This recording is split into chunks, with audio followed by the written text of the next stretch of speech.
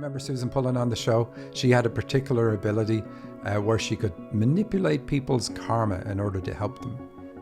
Here we have another dream that shows it. Any ideas what would show that in the dream?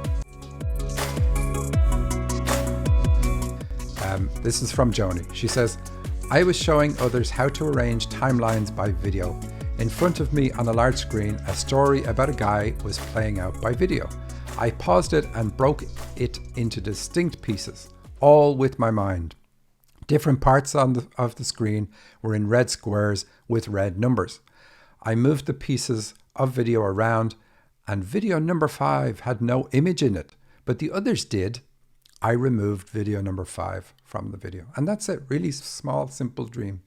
But it's the ability to move the numbers around. Here she has the videos. Susan had dreams where she was manipulating numbers that were over people's heads and moving numbers to the back. Like here's a number 6, I'm going to move it to the back, and I'm going to move number 11, or wait, we're all single digit, I think. Move number 3 to the front, that kind of thing. And so here we have it shown again. What is karma? Karma, so the ability to manipulate karma is not, you're not taking it away. It looks like she's taking it away in this dream. People can't do that. You hear people saying, I will remove your karma. You can help somebody to heal their karma, but to claim that you're removing it would be kind of nuts, because karma is kind of like a law that if I do something, I'm going to have a reaction based on what I do. And on the earth plane, it's like the impact of our actions can be stretched out over time, so that we don't have an instant impact, and we can learn about ourselves. We can maybe change. So by the time the karma comes along and hits us, that it's not going to have the same impact because we've lessened it in some way, or done some other positive thing that has helped us grow and raise our vibration. Karma isn't good or bad. Karma just is what it is. It's all intended to help you learn about yourself. And so winning the lotto would be karmic. Losing your job would be karmic. But what is it going to lead to? Is it going to lead to you having a better job? So you can look at it and say, oh, it's negative, but it isn't. It's just about you moving on with your life, moving forward into a phase where you can learn more about yourself. And so if it takes you losing a job to change and do something different, that ultimately helps you learn more about yourself, it's not negative. If karma makes you lose a relationship, lose your marriage, get divorced, but you end up with somebody better, it's not negative. And even if you don't end up with somebody better, if you end up in a better life because you leave somebody who's really holding you back, then it's positive. And that's really the way to look at karma.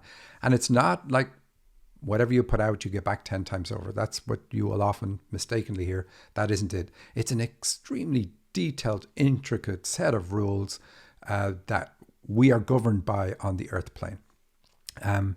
We give ourselves the karma. It's we won't get into that now. Anyway, this person has the ability. So what have we got in this? We have arranging the timelines. That's good. So karma is a timeline. It allows you separate action from the impact of that action.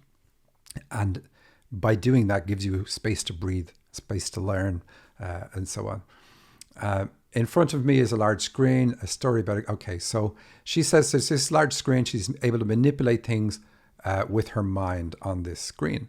And of course, the screen already tells us that. So the screen would represent the mind, your ability to project. And so 2 symbols in there saying it works through using your mind and male energy. And it was the same for Susan. It's not something she has to consciously do. She doesn't have to like go into an altered state.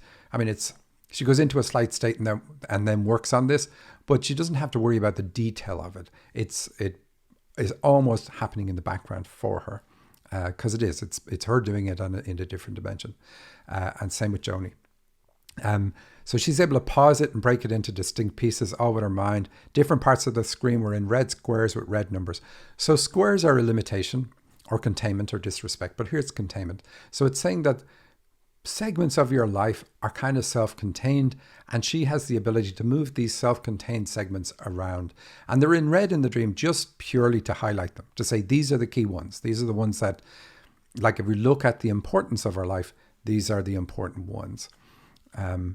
And then she can move them around, and she removes number 5. Now, the reason she removed number 5 is Joni was doing a healing course with me where we were working on her own childhood trauma, and she got to the point where she had eliminated her karma by working with me on the course, and that's what her removing that is about. She can't remove your karma, but you can definitely delay it to where it would feel to you like she has removed it. Because I could just imagine you would have people saying, okay, how can I deal with this issue with my ex without incurring any karma myself? Wink, wink. So you can't do that. How do you? It's kind of funny. Karma is, if you can forgive yourself for all your actions, you would actually have no karma. But that's an impossibility for people.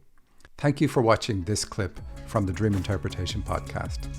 If you want to hear the whole show, there's a link directly under this video.